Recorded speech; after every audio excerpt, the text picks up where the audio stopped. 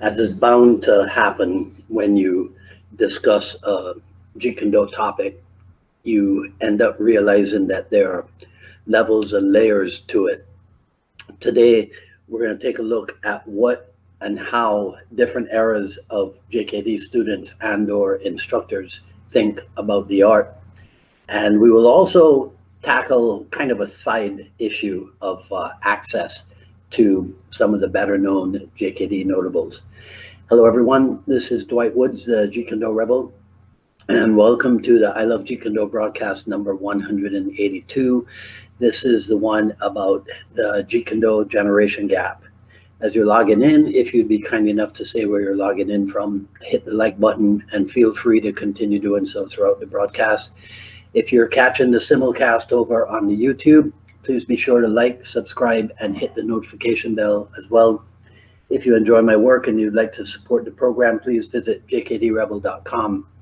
Click on the Rebel Gear link where you will see stuff like this, the JKD Notables coffee mug, also available as a t-shirt, long sleeve, short sleeve, hoodie, all that good stuff. But of course, the best thing you can do is to share this video and spread the word about the I Love Jeet Kune Do broadcast. Yes, I'm back. My voice still sounds a little bit hoarse, but I'm like, I think I'm at like 98% or so. So thanks so much to all of you who expressed best wishes for my recovery and also for my birthday last Wednesday. You guys really know how to make a guy feel special. So it was my original intention to simply illustrate in this generation gap topic the approach that different age groups of JKD that the JKD practitioners seem to have. Like you've heard me talk about it before, how I really admire the generation that came along in the 1990s, for example, because those guys were like straight ahead. I'm going to make a living out of this. They never had the qualms about, you know, whether it was honorable to teach martial arts or, you know, whether the whole question about commercializing your Jeet Kune Do. I like to use the term professionalize your Jeet Kune Do instead. But those guys never had any worries about that. It was like straight ahead, I'm starting a school. And many of them have been very, very successful. So I was just going to talk about something like that. But along the way, I came to realize that it's perhaps a little bit more complicated than that. It appears that there's a complete separation in attitude, mindset, even belief systems when it comes to the different Jeet Kune Do generations. And added to that, it appears that lineage can also play a role, but more on that a little bit later.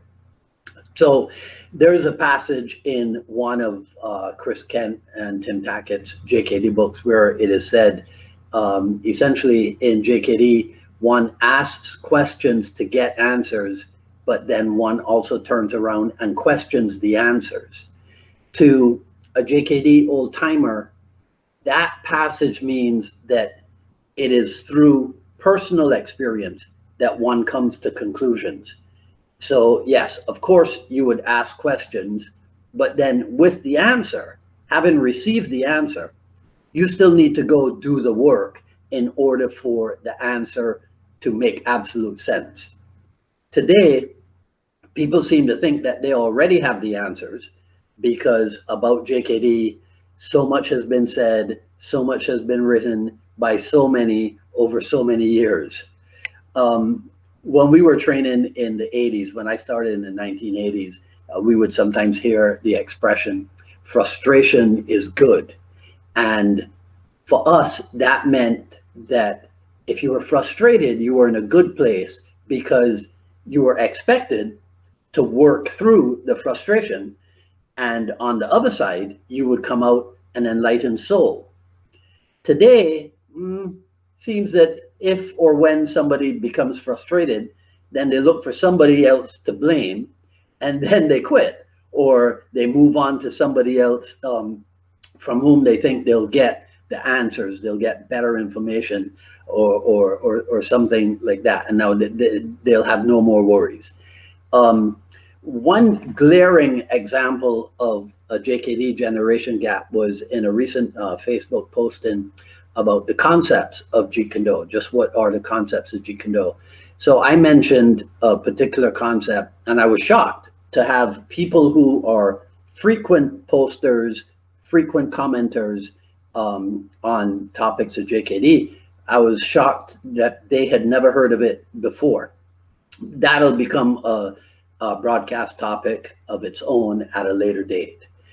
One of the things that you discover in JKD, if you spend time in JKD, you'll discover that, and this is a really interesting phenomenon for me, that even though people might have differing views on a JKD topic, they have the same or very similar approach to the topic. So this is what I mean. So for example, let's talk about Jun Fan is the physical art, whereas JKD is the philosophy. So let's say you have one group that believes that's the setup.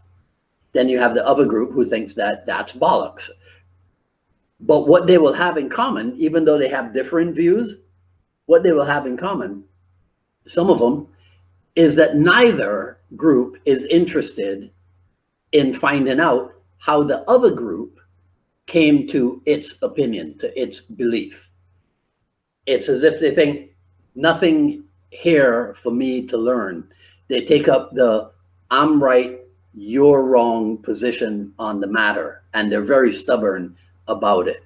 So different views, but the same mindset and the same attitude towards that topic. That aspect, I'm not so sure if that is, there's probably a combination of both. I was going to say, I'm not so sure if that's a generation gap or if it is as much as it might be a lineage gap, because I've discovered that even within the age groups, right, within the different age groups, you can have some younger people who are very stubborn, and you can have some older people who are stubborn just like the younger people. So that makes me think that in some regards, it might be a lineage gap, not so much a generation gap. And it does make me wonder whence cometh these attitudes. You know, do they pick it up from the seniors in their group? Do they pick it up even from the leader of their group? Right, something for you to think about. I'll finish up with this. So this was a pretty surprising aspect, and this is the question of access. It appears that some people think that if they have a question for a JKD notable who runs a school, let's say, then they should be able to call the school, ask to speak to that person, who should then come to the phone and engage in conversation with them. Now, this, I think, must be a generational thing, where perhaps the people are not aware of the evolution of the martial arts profession. You know, schools didn't necessarily start out with phones, but I mean, in the very, very early days. So in the very, very early days, you might have a school that was essentially a one-man operation. And so that guy might do everything, teach the classes. If he did have a phone, answer the phone, make the appointments, be the janitor, go to Costco and pick up everything or whatever. You might have a situation like that in a one-person show.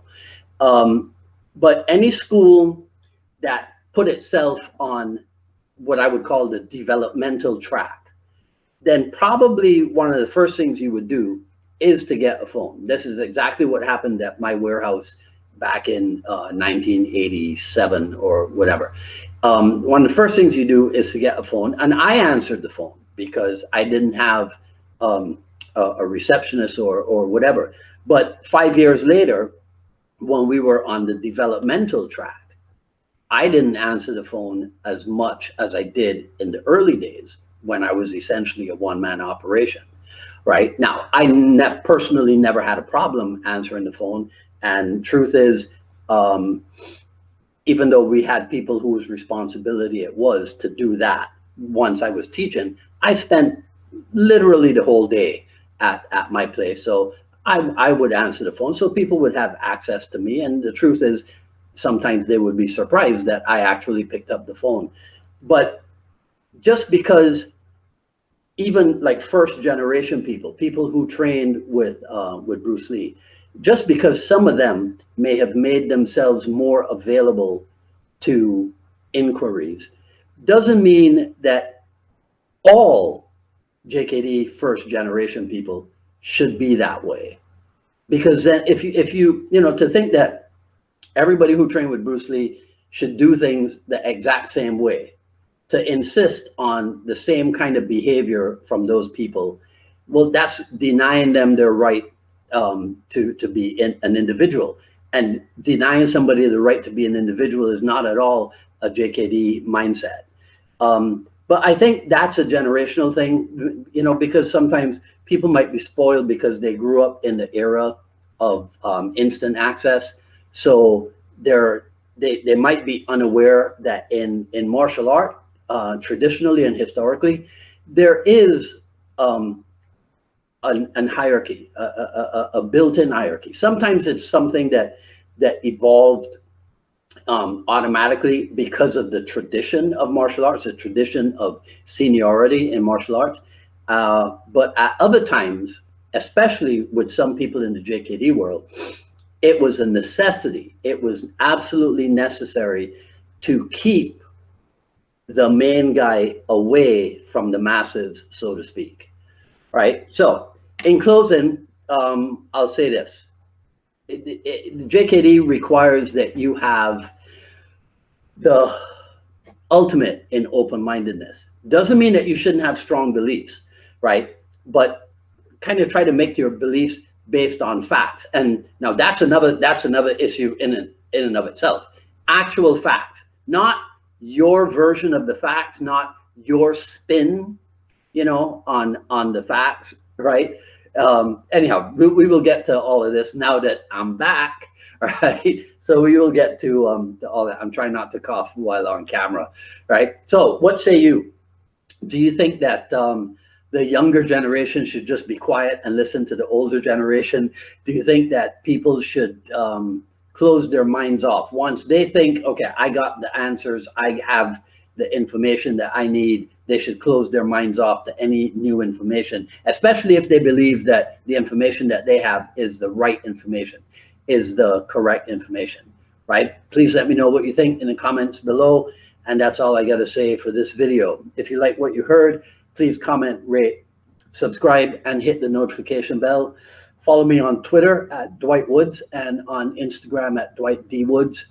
Coming up on Friday, I know I had promised people that Professor Salem Ashley would be on today. Turns out that Friday actually works for him. So we're going to have back-to-back Jeet Kune Do dialogue episodes on Friday at 6 p.m. with Joe Goitia of Goitia's Martial Arts in Chicago. And then at 8 p.m. with Professor Salem Ashley of Los Angeles. So that's this Friday, June 11th. JKD Dialogues episode at 6 p.m. and then at 8 p.m. we'll do another one. Today, you can already tell, is a red day. There we go. All right, so glad to be back. I missed you guys. I'll see some of you hopefully on Friday at 6 p.m. and 8 p.m. If not, I'll see you back here next week for another issue of the I Love Jeet Kune Do broadcast. Until then, this is Dwight Woods, the Jeet Kune Do Rebel, signing off. Enjoy the rest of your day. Talk soon. Take care.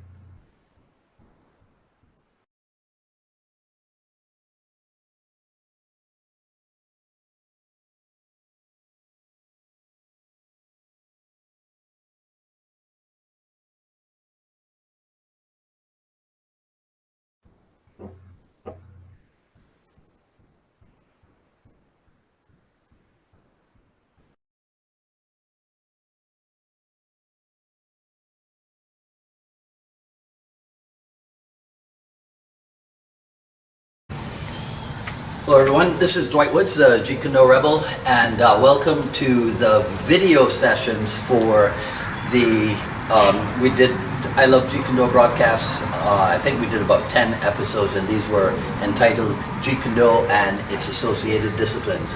So I had promised that we would do a video version of the broadcast, and that's what we're going to get started with today.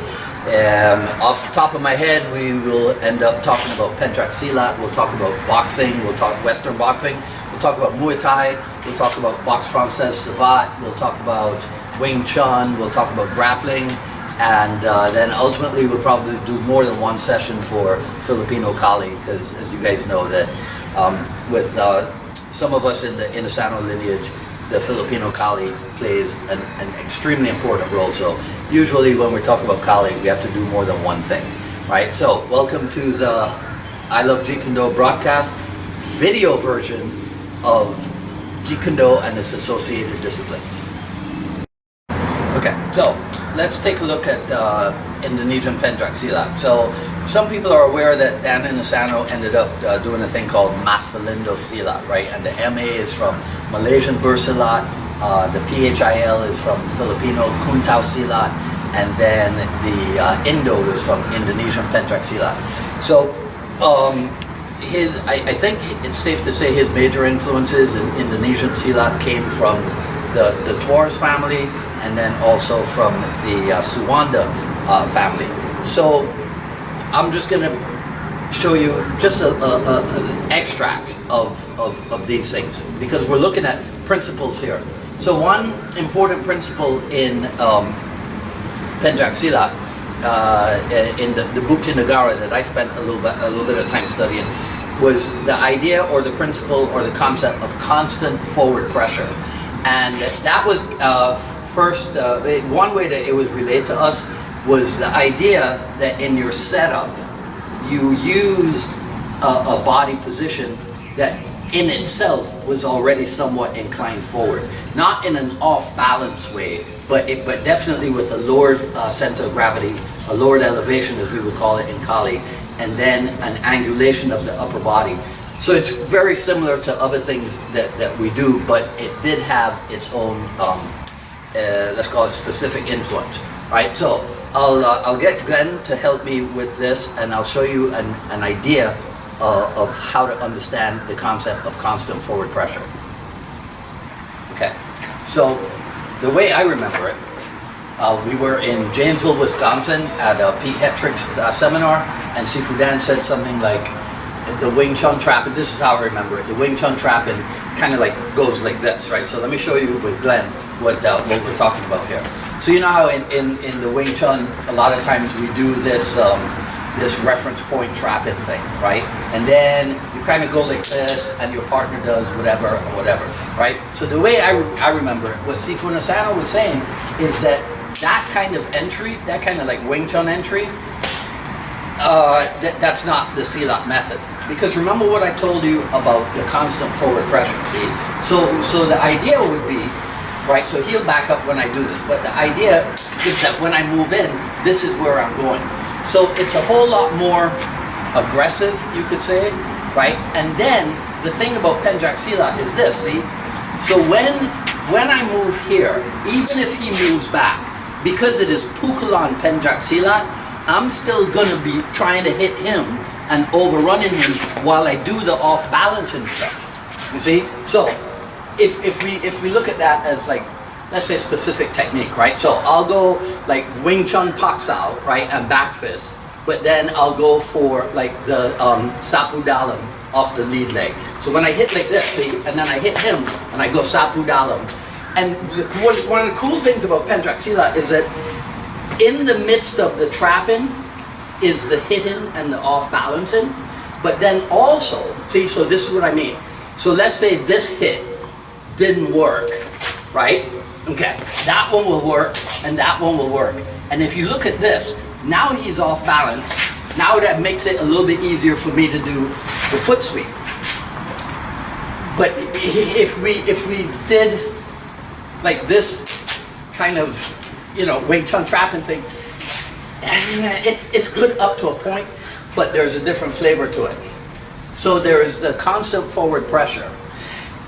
There is also something in common with the Wing Chun and the Pencak Silat would be the idea of stickiness, right? So this is going to be a little bit difficult to show because we don't have huge camera angles, but it's kind of like this, right?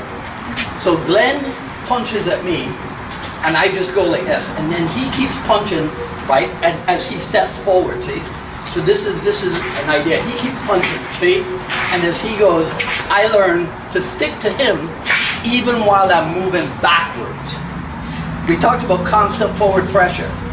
So it's kind of oxymoronic for me to be sticking to him while I'm moving backwards. But if you watch what my body does, when I move backwards, see? Right? So yeah, you could go ahead and step through there, right? This is not going to be like classic perfection in Pencak Silat training or what have you, right? But this is just for you to get the idea. So we start with the same reference point. He steps through, see? And I go here. He steps through, and I go here. If you watch what my body's doing, even as I'm moving backward, my pressure or my orientation is still forward. So I'm not fighting from back on my heels. I might be shifting I might be moving in directionally backward, but my emphasis is still forward.